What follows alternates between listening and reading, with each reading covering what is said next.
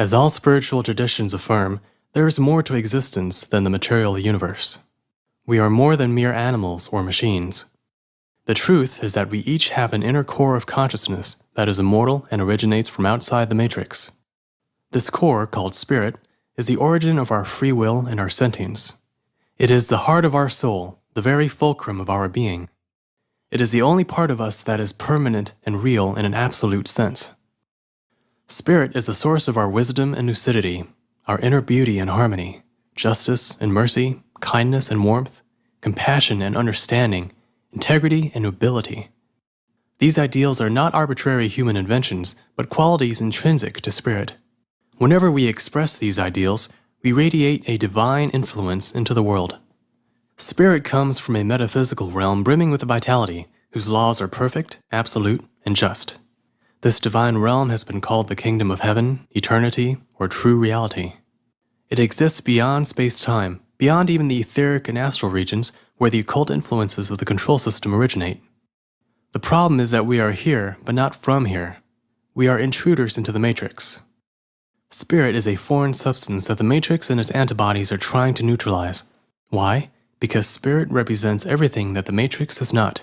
It is the only thing that the matrix cannot fully control or understand. Everything else, from our egos or intellects, to our physical, etheric, and astral bodies, to human civilization itself, is well within its grasp.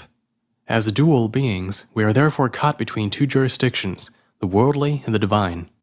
Each has its own laws and principles. Each has its own value systems, and each has its own presiding powers. One is spiritual death, the other spiritual life. Our lives take place at the intersection between these two realms. When you look around you, or look within at the contents of your own mind and emotions, you're witnessing an overlap of these incompatible dynamics. Externally, the intersection consists of the matrix and the divine realm exerting their respective influence over the physical, etheric, and astral environment. The events in your life are a mixture of these influences. Even your physical surroundings contain both layers, as there is both ugliness and beauty, chaos and harmony, entropy and growth everywhere you look. Both exist simultaneously before your eyes, and cynics are those who see only half the picture. Through a shift in perspective, you can bring one layer into better focus. By doing so, that layer is also brought into better physical manifestation through the phenomenon of mind over matter. Because mind affects matter at the quantum level, an inner consciousness shift will create an outer physical shift. In other words, the inner and outer worlds are loosely coupled. The probability of personal life events changes in response to deep changes in your mental and emotional landscape.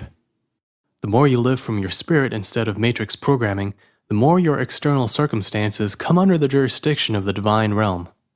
Spirit affects reality in a synchronistic way, thereby bypassing the deterministic laws of the matrix. Life literally turns around and begins pointing in a new direction, and miracles become the norm. That is how the kingdom of heaven begins manifesting on earth, one person at a time. It is done by untangling yourself from the clutches of matrix-programmed delusions and reclaiming physicality in the name of divinity. Internally, the intersection between higher and lower is expressed as spirit and ego battling over your mental and emotional landscape. Ego is an artificial personality created when the intellect is programmed with all the rules, fears, and desires of the matrix. Everyone has an ego. It acts as an avatar through which spirit can conveniently interact with the rest of the matrix world. Your everyday sense of self comes from spirit shining through the mask of ego. But like an actor losing himself in his character, spirit can get lost in the ego, and that's when things go wrong. In that case, matrix influences drown out the voice of spirit. This is actually the norm for most people.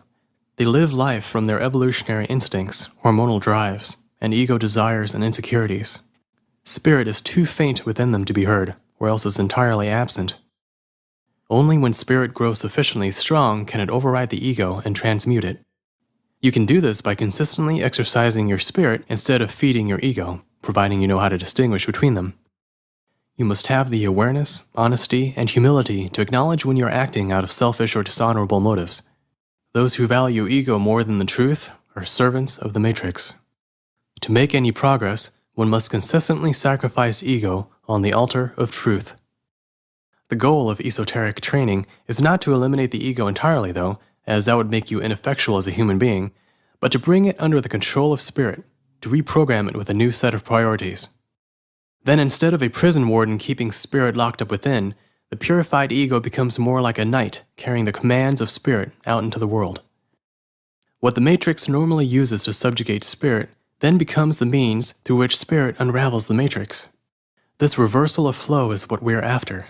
Spirit over mind, mind over matter. To be what the matrix is not, we must do what the followers of the matrix are not doing. Too many people have sloppy thinking and personalities shaped solely by societal expectations, fallible authority figures, biological drives, and the five senses. Therefore, we must sharpen our minds, purify our personalities, and place these in service of spiritual intuition and noble ideals. Only through a higher guidance system that transcends logic and physical perception can we ever hope to exit the cages of conformity. Mind and heart, reason and intuition, intellect and spirit must work together, for each alone is not enough. That is the first and most important key to transcending the matrix control system.